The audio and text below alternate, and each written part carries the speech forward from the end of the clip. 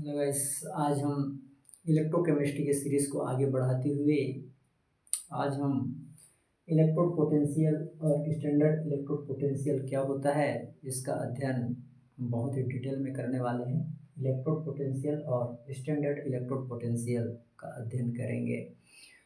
तो जो hydrogen gas होता है उसका electrode potential standard reduction potential 0.0 volt लिया जाता है, वो उसका भी हम अध्ययन देखेंगे। तो किस प्रकार से अगर कंसंट्रेशन सेल का कंसंट्रेशन 1.0 हो और टेम्परेचर 298 केल्विन हो और प्रेशर यदि 1 एटमॉस्फेयर हो और इलेक्ट्रोड यदि गैसी हो, तो किस प्रकार से स्टैंडर्ड हाइड्रोजन इलेक्ट्रोड पोटेंशियल का मान जो एस आर की स्टैंडर्ड रिडक्शन पोटेंशियल है हाइड्रोजन के लिए, उसका मान 0.0 वोल्ट होता है। तो ये सारी चीज़ें देखेंगे। तो इलेक्ट्रोड पोटेंशियल कैसे जनरेट होता है सेल के अंदर, उसका भी हम अध्ययन करेंगे। तो एक पात्र की ज़रूरत होता है, हम लोगों को एक पात्र की ज़रूरत है, एक पात्र में एक इलेक्ट्रोड लेते हैं, धातु का एक इलेक्ट्रोड, मेटालिक रॉड लेते हैं, मेटालिक रॉड वो इलेक्ट्रोड कहलाता है और कुछ कोई भी धातु का रॉड हो सकता है। तो सामान्यतः हम यहाँ पे जिंक धातु का रॉड लेते हैं। जिंक धातु का रॉड लेने के बाद ये मेटल है, मेटल का ऑक्सीडेशन होगा। जैसे ही मेटल का ऑक्सीडेशन होगा तो मेटल क्या छोड़ेगा, मेटल का नेचर क्या होता है, मेटल का नेचर होता है इलेक्ट्रॉन छोड़ना। तो जो मेटल होता है उसका ऑक्सीडेशन होता है और ऑक्सीडेशन होने के बाद मेटल जो है अपना इलेक्ट्रॉन छोड़ता है। जैसे ही इलेक्ट्रॉन छोड़ेगा तो इस इलेक्ट्रोड पर नेगेटिव चार्ज डेवलप हो जाएगा, इस इलेक्ट्रोड पर नेगेटिव चार्ज डेवलप हो जाएगा और इस पात्र में हम जिंक सल्फेट का ही वैद्युत अपघट्य रखते हैं। तो जिंक सल्फेट का वैद्युत अपघट्य रखते हैं तो क्या होगा, मेटल जो है यहाँ पे इलेक्ट्रॉन छोड़ेगा, रॉड पर इलेक्ट्रॉन छोड़ेगा और अपना जिंक +2 के रूप में इस विलयन में आते रहेगा। एक बात ये ध्यान रखना है, ये जो रॉड है, ये जो इलेक्ट्रोड है, ये धातु का है, जिंक धातु का है। मान लीजिए आप जिंक धातु का है तो जिंक जो है जैसे ही इलेक्ट्रॉन इस इलेक्ट्रोड पर छोड़ेगा और अपने जिंक+2 के रूप में इस विलयन में आते रहेगा। इस विलयन में जैसे आते रहेगा तो जिंक+2 का कंसंट्रेशन यहाँ पे बढ़ते जाएगा, जिंक+2 का कंसंट्रेशन बढ़ते जाएगा।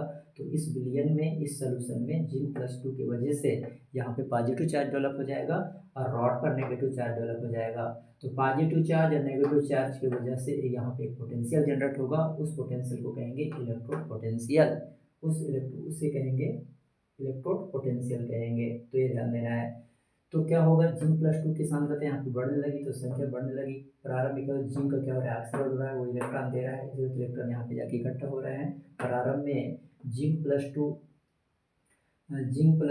और SO4-2 इन दोनों की सांद्रता यहाँ पे बराबर था, लेकिन जैसे जैसे यहाँ पे ये धातु जो है अपना इलेक्ट्रॉन छोड़ के धातु जो है अपना जिंक जो है इलेक्ट्रॉन छोड़ के यहाँ पे विलयन में आते जा रहा है तो इसका सांद्रता बढ़ते जा रहा है। तो यहाँ पे ग्रेटर देन हो गया, मतलब जिंक+2 की सांद्रता SO4-2 की तुलना में बढ़ने लगी और बढ़ने पर क्या हो गया, परंतु SO4 की संख्या वही रहेगा, लेकिन SO4 जो जिंक सल्फेट है, जिंक का सांद्रता बढ़ने लगेगी।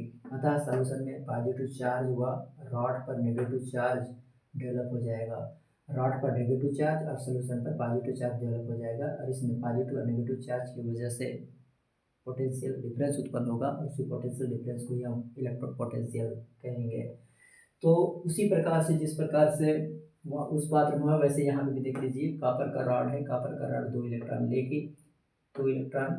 लेके है ना, 2 इलेक्ट्रॉन लेगा और क्या करेगा, कॉपर 2+ जो है 2 इलेक्ट्रॉन लेके क्या कॉपर में चेंज होते रहता है। ये कॉपर का रॉड है, इलेक्ट्रोड है, कॉपर का रॉड है, तो कॉपर का रॉड का कॉपर सल्फेट का भी आयनाइजेशन होगा कॉपर 2+ और SO4-2 में। तो ये ध्यान देना है। तो यहाँ पे क्या होगा, ई ऑक्सीडेशन जो होगा माइनस ई रिडक्शन के बराबर होता है। ई रिडक्शन जो होता है माइनस ई ऑक्सीडेशन के बराबर होता है। तो इस प्रकार से इसको ध्यान देना है, किस प्रकार से इलेक्ट्रोड पोटेंशियल जनरेट होता है उसका अध्ययन यहाँ पे करना है।